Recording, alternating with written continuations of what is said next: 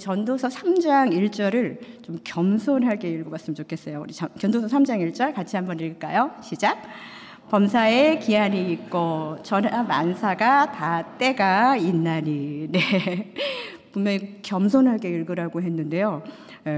우리는 이 말씀을 진짜 겸손하게 읽을 필요가 있습니다. 우리에게는 모두 기한이 있어요. 더 심하게 말하면 유통기한이 있는 존재들입니다. 지금 그냥 무슨 941생으로 뭐 은혜로 죽을 고비 넘겼다고 하지만, 그래서 생명을 뭐 연장받았다고 해서 그 은혜의 시간이 이렇게 뭐 영원하지 않아요. 그 유통기간에 우리가 읽은 14개의 때들, 우리가 무슨 때 이렇게 마주하게 되는 거예요. 그때는 뭐 날 때, 죽을 때, 뭐 심을 때, 심은 것을 뽑을 때, 이런 여러 가지 전쟁의 때와 평화의 때까지 전도서 우리가 같이 읽었지만 이 14개의 인생의 때를 거의 다 우리가 이 유통기한 안에 마주하게 되고, 사람들은 저마다의 방법으로 계획도 하고 일어난 일들에 대해서 어떻게 하면은 이런 거는 피할까, 또 피하지 못했던 것들은 또 어떻게 이거를 또 당해서 이것을 어떻게 해석할까, 또 이것을 어떻게 해결할까 하면서 하나님께 이런 기도를 하는 분들, 뭐 이거는 굉장히 극단적으로 말하는 건데 이 14개의 때를 가지고 이렇게 기도할 수도 있을 것 같습니다. 하나님, 이 14개의 때가 우리에게 허락하신 모든 때라면 일단 날 때와 죽을 때의 간격은 한 100년 정도로 부탁드립니다. 이렇게 기도를 시작하는 거예요. 심을 때와 심은 것을 뽑을 때의 시점은 제가 필요하다고 여길 때 심으면 다 합격하고 성공하도록 보장해 주시고, 굳이 뽑아야 한다면 제가 건강해서 은퇴를 할 때쯤 언제든 맘먹은 대로 여행 다닐 정도가 되었을 때 제 인생에 심어 놓은 것들 조금 뽑아 가셔도 괜찮겠습니다만, 이런 식으로 기도할 수 있다는 거예요. 죽일 때는 그냥 뭘 그렇게 죽이는 것보다 그냥 집에 들어온 파리 정도는 내가 죽이더라도, 내가 그냥 내 자신을 죽여야 되는 일이 있다면, 아니면 내가 구겨져야 되는 일이 있다면 그거는 좀 안 하고 지나갔으면 좋겠고요. 뭐 치료하는 정도면 요때는 하나님의 은혜가 진짜 많이 필요합니다. 죽은 자도 살리셨으니까 주님 그때는 좀 강하게 일해 주셨으면 좋겠습니다. 여러분, 좀 정도가 지나쳐서 그러지 우리는 사실 우리의 기도가 거의 이런 패턴의 기도일 때가 많아요. 제 입장에서 말씀드리는데 하나님 좀 이렇게 하면서 예수님의 이름으로 간절히 기도한단 말이에요. 우리는 오늘 이 밤에 하나님을 아는 지혜, 하나님의 때를 아는 지혜를 알기 전에 하나님의 때와 나의 욕망의 때에 대한 좀 입장을 정리해보는 시간이 되었으면 좋겠습니다. 먼저 우리 하나님에 대한 입장 정리에서 제가 한 3가지 정도로 얘기할 건데요. 첫 번째는 하나님의 때와 나의 때는 겨룸 불가라는 거예요. 겨룸이라는 것은 겨룬다는 말이잖아요. 겨루기가 불가하다는 말입니다. 우리 같이 한번 해볼까요? 하나님의 때와 나의 때는 겨룸이 불가하다. 네, 14개의 때가 내가 원하는 때에 내가 원하는 방법으로 이루어지게 해달라고 우리의 입장을 아무리 하나님께 표명을 해도 우리는 그것을 기도라고 생각하고 그 뜻이 안 될 때는 저항하기도 하고, 그 모든 일들에 대해서 잘 안 됐을 때, 내 맘대로 안 됐을 때는 하나님과 겨루기까지 하려고 하는 그 모든 일들이 의미가 없다는 말이에요. 여러분, 사도행전 1장에서도 이스라엘의 나라의 회복이 언제 됩니까? 라고 물었었던 그 제자들에게 예수님은 그냥 단호하게 말씀하셨어요. 때와 시기는 니네가 알 바가 아니니까 그냥 너희들은 오직 성령이 너희에게 임하시면 어떻게 돼요? 증인이 되어라. 너희들이 할 일이 있는 거지 뭐 그런 거 알 필요 없다 라고 말씀하시는 거예요. 우리는 증인으로 살아야 할 인생의 소명이 있지 때를 미리 알아야 되는 그런 권한이 우리에게 없다는 것입니다. 태어날 때와 날 때부터 죽을 때까지 나의 유통기한 안에서 우리는 끊임없이 나의 욕망의 때를, 하나님의 은혜의 때로, 나의 육신에 필요한 때를 하나님을 알아가는 때로 이해하고 해석하고 순종하고 살라고 우리에게 이 인생, 이 유통기한이 있는 이 인생을 허락해 주셨다는 거예요. 그렇기 때문에 결혼 불가입니다. 하나님 앞에 저항할 수 없다는 거예요. 왜 이때 안 주셨어요? 이렇게 말할 수 없다는 것입니다. 이것은 체급 자체가 아주 그냥 겨루기 자체가 무의미한 그런 불가능한 창조자 앞에서 나의 욕망을 채워달라고 할 때에 브레이크를 걸어주신 하나님, 내 필요할 때에 안 필요한 것들 다른 거 많이 주신 하나님께 감사하는 나로 사는 것이 바로 인생의 신비라는 것이죠. 그것을 내가 감사하고 살아가고 있다는 내 자신을 바라보는 게 기적이고 신비라는 것입니다. 사랑하는 성도 여러분, 이것이 바로 신앙생활의 신비 체험이에요. 뭘 많이 보고 무슨 기적이 생기고 이것이 아니라 내 인생, 내 속사람이 바뀌는 이 인생 체험, 이 신비의 체험을 하시는 우리 모두가 되기를 간절히 소망합니다. 전도서 3장 9절과 10절의 말씀을 우리가 한번 같이 읽어봤으면 좋겠는데요. 제가 표준 세번역으로 보면은 더 흥미로워서 같이 담아봤습니다. 우리 같이 한번 읽어볼까요? 시작. 사람이 애쓴다고 해서 이런 일에 무엇을 더 보탤 수 있겠는가? 이제 보니 이 모든 것은 하나님이 사람에게 수고하라고 지으신 짐이다. 아멘. 이 14가지 일들을 말하는 거예요. 일하는 자가 그의 수고로 말미암아 무슨 이익이 있으랴. 우리가 지금 읽은 성경 버전은 그래요. 근데 이 이야기를 우리가 지금 읽은 버전으로 보면은 하나님이 우리 인생에 주신 이 모든 것에 있어서 정말 하나님이 우리에게 수고하라고 짐을 지워주셨다는 거예요. 하나님과 겨루기가 불가하다는 것입니다. 성도 여러분, 이 모든 것, 하나님이 사람에게 수고하라고 지어주신 짐이다라는 이 말을 듣고 어떤 생각이 듭니까? 14개의 인생의 긍정적인 때와 부정적인 때 모두는 하나님께서 우리에게 인생 이것을 허락하셨을 때 수고 좀 해봐 하고 짐을 지어주셨다는 거예요. 그럴 때 우리는 헤아려 봐야 합니다. 사람이 애쓴다고 날 때와 죽을 때 중에 보태거나 더할 수 있는 능력이 있는 사람들은 아무도 없다라는 거예요. 그저 하나님이 수고하라고 지어준 이 짐에 대해서 우리는 말씀이 이제 기억돼야 합니다. 어떤 말씀이 기억되세요? 수고하고 무거운 짐진 자들아 다 내게로 오라. 이 말씀 기억하셔야 됩니다. 내 욕망의 때에 하나님이 나한테 주신 이 짐, 그래 하나님이 나한테 이런 거 줬으니까 내가 좀 수고 좀 해봐서 나도 좀 이렇게 욕망을 풀어나가야지가 아니라 내 이 무거운 짐 예수 그리스도와 함께 정말 그분께 맡기면서 내 욕망과 내가 정말 자아실현하고 싶은 이 때를 하나님을 붙잡는 때, 예수님을 만나는 때로 바꾸라는 것입니다. 하나님의 때를 저항하여 겨루기가 아니라 인정하고 굴복하는 내 속사람의 변화가 일어나기를 간절히 소망하면서 우리에게 수고하라고 주신 짐을 갖고 그냥 혼자 애쓰지 않았으면 좋겠습니다. 내 욕망과 내 사심과 내 욕심으로 가득 차게 내 인생을 그냥 끝내버리지 않았으면 좋겠어요. 분명히 우리 인생에는 유통기한이 있다고 했습니다. 이것을 예수 앞에 가져가는 인생으로 바꿔서 한번 살아보는 성도의 삶이 얼마나 아름답고 고귀한 삶인지 우리는 그것을 경험하고 하나님을 만나게 되기를 원합니다. 바로 그것이 때를 분별하는 지혜인 줄로 믿습니다. 이제 이 밤에 우리가 하나님의 때에 대한 또 하나의 입장 표명에 대한 두 번째는 나의 때와 남의 때는 뭐가 불가하다? 비교 불가라는 거예요. 자, 저를 따라하세요. 나의 때와 남의 때는 비교 불가하다. 네, 우리 지난주에 야고보도 있습니다라는 말씀 들으면서 그래도 베드로가 좀 낫지 않나? 그런 생각을 하시는 분들도 계셨을 거예요. 제가 여러분들과 이 밤에 그런 생각을 하시는 분들에게 이 야고보는 그래도 순교 장면 사도행전에 나오기로 됐는데 한 분 더 소개해드리고 싶어요. 자, 그림 한 점 나누겠습니다. 한번 보여주시겠어요?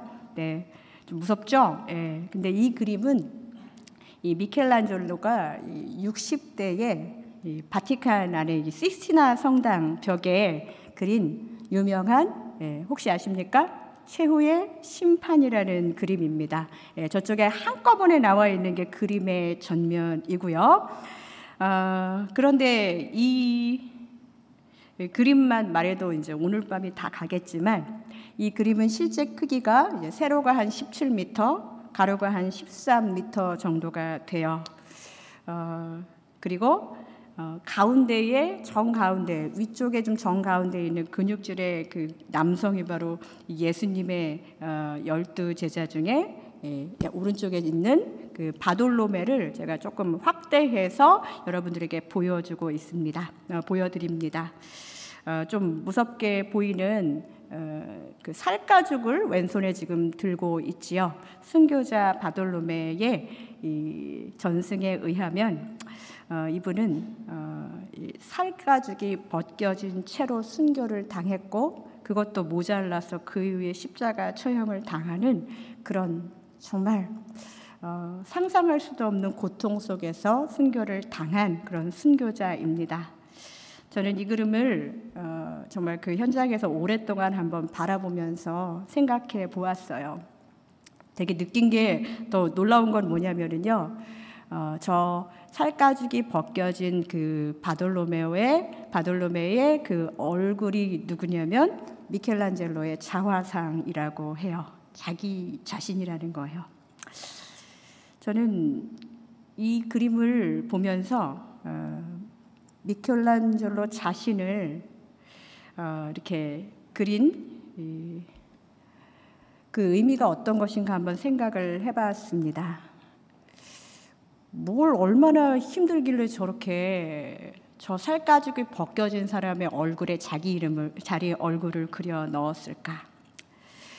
그런데 이 그림을 그렸을 때 미켈란젤로가 그렇게 처음에는 행복하지 않았었던 것 같아요. 정말 내가 하고 싶었던, 본인이 하고 싶었던 것은 조각가로서의 활동이었다고 했어요. 제가 이렇게 좀 그 관련 문헌을 읽어보니까. 그런데 이제 교황의 요청으로 이것을 6년 동안이나 이 작업을 하면서 정말 자신이 하고 싶은 조각 활동을 멈추고 지금 내가 해야 될 일을 해야 하는 때가 된 것이지요. 그것이 그에게는 마치 살가죽이 벗겨지는 고통처럼 느껴지는 어떤 예술가의 애절한 마음을 표현한 것 같기도 하고, 나의 심정을 그림에라도 한번 표현해 봐야겠다 하고서 얼굴에다 그려놓은 것 같기도 해요. 정확한 건 이유는 모르겠지만 저는 그것을 보면서 그 그림에서 미켈란젤로가 좀 불행해 보이는 느낌이긴 했지만 여전히 이 천국으로, 그러니까 지옥을 가지 않은 이 최후의 심판에서 들림을 간신히 받는 자신의 자아상을 그려놓은 것을 보면서 어떻게든 붙잡으려고 하는 그 예술가의 그 생각을 좀 읽어보게 되었습니다. 가로 14m, 세로 17m의 거대한 걸작, 60살이 넘은 이 화가가 6년에 걸쳐서 자신은 조각을 하고 싶은데 나는 지금 이거를 왜 하고 있는 걸까? 조각하는 사람들은 지금 얼마나 많은 일들을 하고 있을까? 나 정말 싫은데? 그런 마음들이 그에게 있지 않았을까 생각을 해봤어요. 그러나 그는 그것을 완성해 냈습니다. 나 이거 싫은데 하면서도 이렇게 잘해내는 사람들을 보면 좀 얄밉기도 하고 짜증나기도 하는데 천재들은 그런 것 같아요. 미켈란젤로가 이 그림을 그리다가 뛰쳐나가는 대신에 선택한 방법은 자신의 스타일로 그림을 그려내는 것이었죠. 예를 들면 근육질의 예수님, 또 사실은 이거 그림 그리는 대신에 아무도 들어오지 말라고 그래서 그림 그리는 동안 아무도 못 봤다고 그러죠. 그런데 거의 다 나체로 그려가지고서는 그 제자들이 그 옷 그려놓느라 되게 힘들었다고 그런 얘기도 하더라고요. 그러니까 자신이 그것을 표현하기도 하고 자신이 받은 영감과 또 재능을 이 자신이 알고 있는 그 말씀에 대해서 해석하면서 최후의 심판을 표현하는데 쏟은 열정을 보면서 우리의 삶을 한번 이렇게 우리는 얼마나 열정으로 내가 이것을 그저 그렇게 잘 하지 못하고 나는 이것을 원치 않지만 하면서도 이렇게 무언가를 해내는 사람처럼 다른 사람과 비교하고 또 내가 이것을 할 사람이 아닌데라는 그런 생각 때문에 자꾸 주변을 돌아보는 그 일로 인해서 하나님이 나에게 수고하라고 지워주신 짐에 대해서 내 인생의 그림, 그 캔버스에 그림 그리다가 스케치하다 말고 색칠하다가 조금 하다가 말고 하면서 완성되지 못했던 일들이 얼마나 많은지 저는 그것을 돌아보게 되었습니다. 여러분은 어떠신가요? 이 6년간의 시간, 60살이 넘었으면은 많이 힘들고 어려웠을 텐데 가로 세로 17m, 13m였는 그 벽면에다가 그림을 그리면서 그 시간을 버티고 견디면서 자기에게 주어진 그 벽면에 아담에서부터 순교자에 이르기까지 섬세하게 최후의 심판에 대해서 해석하는 그 그림을 그리는 그 사람의 모습을 보면서 우리는 너무 비교하다가 그만두고 내 인생에 대해서 나는 원래 이런 걸 할 사람이 아닌다라고 생각하면서 그만뒀던 많은 일들을 다시 한번 생각해 보지 않아야 되지 않겠습니다. 하나님이 인생의 수고를 주시고 우리에게 짐을 지게 하셨을 때 우리는 자꾸 내가 불평과 불만으로 또 다른 사람과 비교하면서 비교적 순조로워 보이고 잘 나가 보이고 인정되어 보이고 여유로워 보이는 남의 때를 보면서 내게 주신 수고의 때를 누리는 낙 대신에 비교와 불평과 섭섭함과 실망으로 보낼 때가 너무나도 많다라는 것입니다. 우리가 가져야 될 시선은 하나님을 바라봐야 되는데 내 옆 사람, 이 주위를 돌아보느라고 다른 사람이 나보다 덜하는 수고에 비해서 내가 받은 은혜가 무엇인지 이런 거 신경 쓰느라 그것 때문에 하나님께 섭섭하고 공동체에 화가 나고 내게 주어진 인생의 캔버스에 그리다만 스케치, 칠하다가 멈춘 그림들 한두 장 써보다가 공란으로 놓은 큐티노트, 설교노트, 그림노트, 기도노트 이렇게 멈춰져 버린 하나님의 주신 때를 그냥 내 자신이 그냥 스탑했던 일들이 많이 있지 않습니까? 그런 분들과 함께 오늘 본문 13절의 말씀을 읽었으면 좋겠습니다. 함께 읽습니다. 13절입니다. 사람마다 먹고 마시는 것과 수고함으로 낙을 누리는 그것이 하나님의 선물인 줄도 또한 알았도다. 다시 한번 읽을게요. 사람마다 먹고 마시는 것과 수고함으로 낙을 누리는 그것이 하나님의 선물인 줄도 또한 알았도다. 아멘. 여러분, 먹고 마시는 거 사람에게 주어진 이 당연한 은혜인 줄 알았는데 아프니까 먹고 마시는 것도 그렇게 쉽지 않아요. 수고의 짐에 대해서 차라리 수고할 수 있는 기회를 받았으면 좋겠다라고 생각하고 살아가는 사람도 우리가 생각하는 것보다 많이 있습니다. 이 말씀을 다시 곱씹어 봐야 돼요. 사람마다 하나님이 먹고 마시고 수고함으로 낙을 누리는 그것이 얼마나 하나님께서 우리에게 주신 선물인지 이렇게 저렇게 여러 가지 때를 거쳐보니까 바로 이것이야말로 일상의 평범함, 은혜 당연한 줄 알았었는데 그것이 당연하지 않았던 것, 그 은혜, 그것이 나에게 주어진 하나님의 선물이었구나, 그것을 알았다고 전도자는 고백하고 있습니다. 우리는 다 이 선물을 받은 사람들이에요. 여러분 믿으십니까? 진짜 하나님이 우리에게 먹고 마시고 수고함으로 낙을 누리는 그것이 하나님의 선물인 줄 알면서도 먹으면 먹는 대로 먹는 대로 살찌고 마시면 마시는 대로 물만 먹어도 살찌고 하면서 불평하고 수고하면서 낙을 누린다고 하면서도 나는 맨날 왜 이런 것만 하냐고 하면서 하나님의 선물에 대해서 우리가 얼마나 판단하고 살아가고 있는지 우리가 그것에 대해서 은혜라고 여기면서 진정으로 살아가고 있는지 우리는 돌아봐야 됩니다. 수고의 짐에 대해서 나에게 주신 수고함으로 낙을 누리는 이 모든 것이 하나님의 선물인 줄 믿습니다. 우리는 이 선물을 받은 사람으로서 때를 아는 지혜는 미리 인생을 점치고 미리 재앙을 막는 그런 지혜가 아니라 이 평범하고 당연한 것 같은 일상에 마주하고 있는 나의 현실, 먹고 마시고 또 짐처럼 부담인 줄만 알았던 그 수고함이 하나님의 선물이어서 너무나도 감사하다. 이것을 새삼 알게 되는 것이 진정한 지혜라는 거예요. 하나님께서 이 대강절에 우리에게 참된 신비를 알라고 깨닫게 해주시려고 이 시기를 기도하게 하셨는데, 이제는 그냥 어떤 신비로운 것을 만나는 그 신비보다 내 안의 변화, 내 일상의 소소한 것에서 일어나는 감사, 그것이 진정한 하나님이 주신 신비이고 선물인 줄로 믿습니다. 여러분, 하나님의 때는 나의 때와 겨rum이 불가하고 나의 때와 남의 때는 비교가 불가합니다. 그렇기 때문에 우리는 이 시간 하나님과 겨룰 생각을 하지 말아야 되고 또 남을 바라보면서 비교하지 말아야 돼요. 그렇다면 우리 어떻게 살아야 될까요? 마지막으로 저마다의 주신 때를 아름답게 살면서 자꾸 무언가 예상하지 말라는 거예요. 예측이 불가한 인생이라서 더 아름답고, 예측이 불가능한 인생이라서 주와 동행하며 살게 되는 것입니다. 오늘 11절 말씀을 함께 읽어봤으면 좋겠습니다. 11절 같이 읽습니다. 하나님이 모든 것을 지으시되 때를 따라 아름답게 하셨고 또 사람들에게는 영원을 사모하는 마음을 주셨느니라. 그러나 하나님이 하시는 일의 시종을 사람으로 측량할 수 없게 하셨도다. 아멘. 일의 시종을 사람으로 측량할 수 없게 하셨도다. 예측하지 말라는 거예요.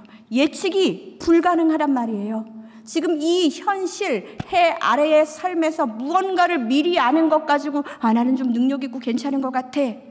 이걸로 인생을 허비하지 말고 그 대신에 영원을 사모하는 마음을 이미 주셨는데 그 마음을 발견하며 살라는 것입니다. 사랑하는 성도 여러분, 유통기한이 있는 이 해 아래에서의 이 유한한 인생에 대해서 하나님의 때를 따라서 얼마나 아름답게 지으셨는지를 발견하는 것, 그것이 은혜이고 그것이 감사의 이유가 아니겠습니까? 아름답다는 것은 어떤 의미일까요?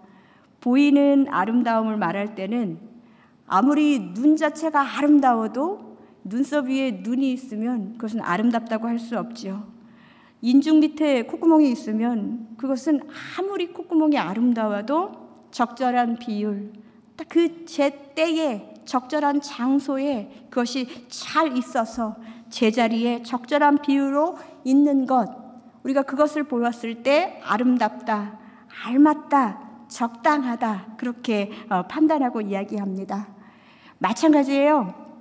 하나님이 모든 것을 아름답게 지으셨다는 것은 모든 것을 제때에 알맞게 일어나도록 우리 인생에 허락하셨다는 것입니다. 여러분, 이것을 신뢰하십니까?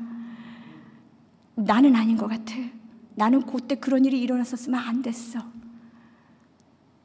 겨rum이 불가하다는 거예요. 하나님이 그때 그 일을 주신 것은 그 시기마다 아름다운 하나님을 만나고 동행하라고 주신 인생의 아름다운 때인 줄로 믿습니다. 여러분,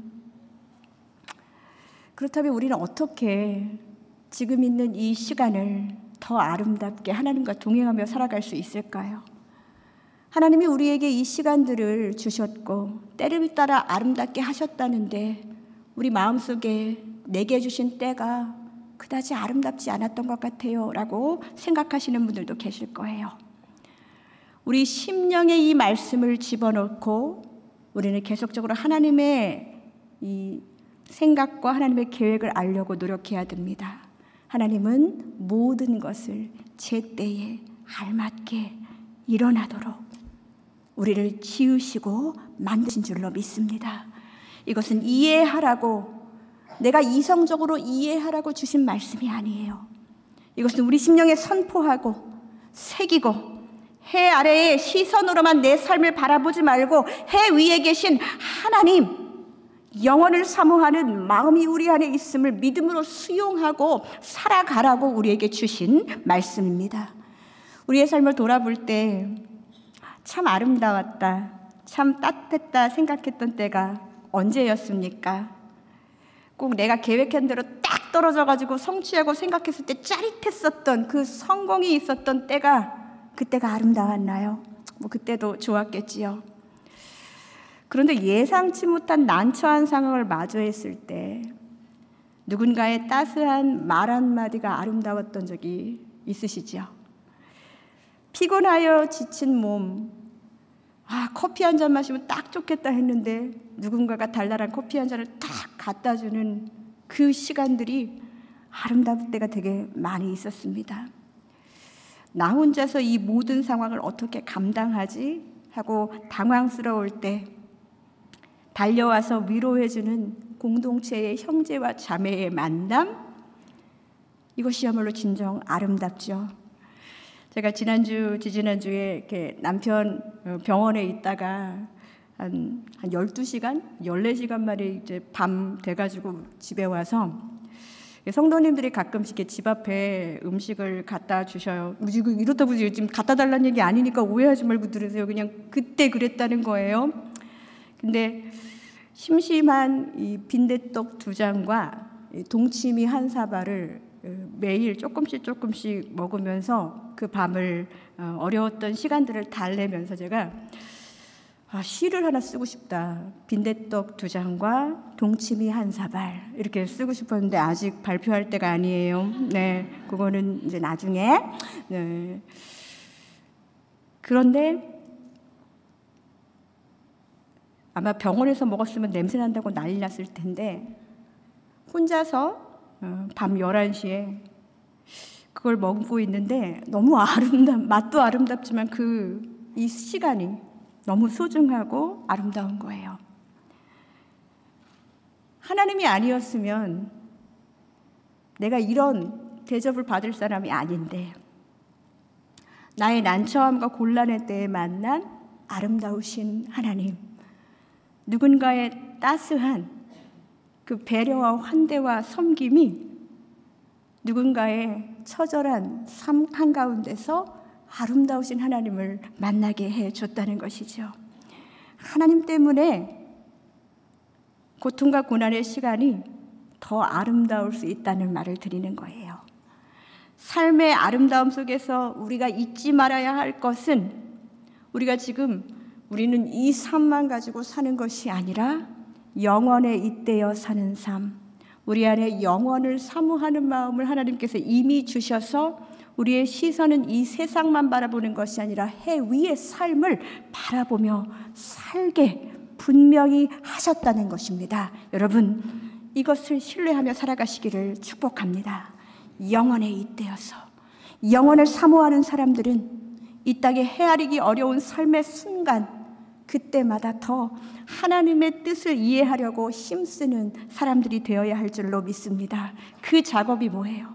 하나님, 왜 이런 시간이 왔을까요? 하나님의 뜻을 알고 싶습니다. 이렇게 이해하려고 애쓰는 그 작업이 바로 기도입니다. 골로새서 1장 19절에 보면 이런 말씀이 있어요. 이로써 우리도 듣던 날부터 너희를 위하여 기도하기를 그치지 아니하고 구하노니 너희로 하여금 모든 신령한 지혜와 총명에 하나님의 뜻을 아는 것으로 채우게 하시고, 우리가 누군가를 위해서 기도할 때 우리에게 있는 지혜와 총명, 우리에게 있는 많은 이성의 생각들 이해하려고 몸부림치는 그 모든 삶 속에, 그 모든 작업 속에 하나님의 뜻을 아는 것으로 채우게 해달라고 기도해야 된다는 것이죠. 고통 가운데서 하나님의 뜻을 이해하려고 몸부림치시는 분들 계십니까? 주변에 그런 분들을 만나십니까? 우리의 말 한마디로 그 사람들이 돌아서던가요? 아니에요. 우리의 기도가 더 힘있게 역사하는 줄로 믿습니다. 우리는 이렇게 기도해야 돼요. 그의 이성 가운데 하나님의 뜻을 헤아릴 수 없어서 그의 지혜와 총명을 가지고 애쓰는 그 모든 것 가운데 하나님의 뜻을 아는 것으로 가득 채워주옵소서. 우리는 이렇게 기도해야 될 줄로 믿습니다. 우리가 계속적으로 말씀을 붙잡고 기도한다는 것은 이런 거예요. 우리가 지금 있는 이 시간을 더 아름다운 시간으로 바꾸기 위해서는 하나님의 뜻을 이해하면서 말씀을 기억하면서 기도해야 된다는 것입니다. 유다서 1장 20절에서 21절까지의 말씀은 이렇게 얘기합니다. 사랑하는 자들아, 너희는 너희의 지극히 거룩한 믿음 위에 자신을 세우며, 거룩한 믿음 위에 자신을 세우며 성령으로 기도하며 하나님의 사랑 안에서 자신을 지키며 영생에 이르도록 우리 주 예수 그리스도의 긍휼을 기다리라. 이 말씀은 하나도 버릴 게 없어요. 믿음 위에 자신을 세우고 하나님의 사랑 안에서 자신을 지키고, 그렇게 지키고 견디고 세우고 나아갈 때 너무나도 지치지만, 그러나 어떻게 하라고요? 예수 그리스도의 긍휼을 기다리라. 사랑하는 성도 여러분, 대강절에 우리가 기다리는 거, 바쁜 크리스마스 빨리 지나고 빨리 그냥 연말 지나가고 특세까지 다 끝나고 그냥 좀 쉬었으면 좋겠다, 이런 마음을 제가 갖는다는 게 아니에요. 그냥 지금 이 대강절의 시간 속에서 우리가 기다려야 할 것들, 우리 주님이 정말 나의 이 복잡한 삶의 한복판에서 나를 긍휼히 여겨줄 사람 아무도 없어도 주님은 나와 함께 하실 거야라는 하나님 아버지가 보내신 그 아름다우신 주님의 긍휼을 기다리는 시간으로 이 대강절을 하나님 앞에서 정말 아름다운 시간으로 바꾸는 여러분 되시기를 간절히 축복합니다. 그리스도의 긍휼을 기다리면서, 그 긍휼을 기다리다 보면은 누가 나 좀 긍휼히 여겨주지 않나 하고 그 긍휼을 기다리는 다른 사람을 만나게 돼요. 긍휼을 기다리는데 예수님 왜 안 나타나셔? 이게 아니라 옆에 있는 긍휼을 기다리는 형제와 자매들을 만나면서 우리는 서로가 서로에게 긍휼히 여김을 주고 받을 수 있다는 거예요. 여러분, 이 대강절 내가 예수를 정말 잘 안다고 자부했었지만 우리 겸손하게 더 예수님을 아는 기간, 내가 다른 거는 모르겠지만 주님의 긍휼을 기다리다 보니까 다른 긍휼한 사람을 만나서 내가 그 사람을 긍휼히 여기면서 예수님을 더 알게 됐어. 이렇게 내 마음이 변화되는 아름다운 인생의 신비를 경험하는 대강절 되시기를 주님의 이름으로 부탁드립니다. 이 시간 함께 우리가 찬양하기를 원합니다.